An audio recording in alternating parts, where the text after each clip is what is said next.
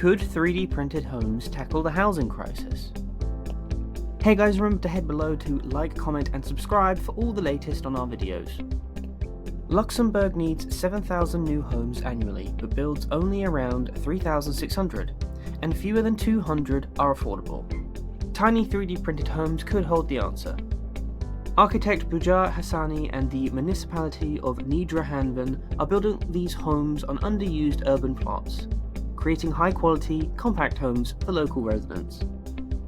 The first pilot home stands on a tight site, measuring only 3.5 by 17.7 meters, yet it feels spacious thanks to the clever layout and design.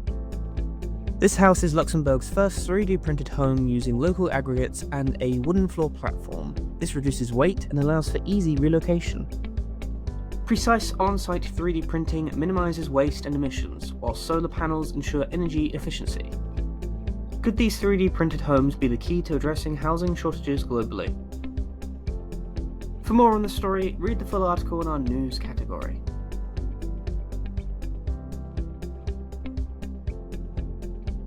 Read more at TWinFM.com.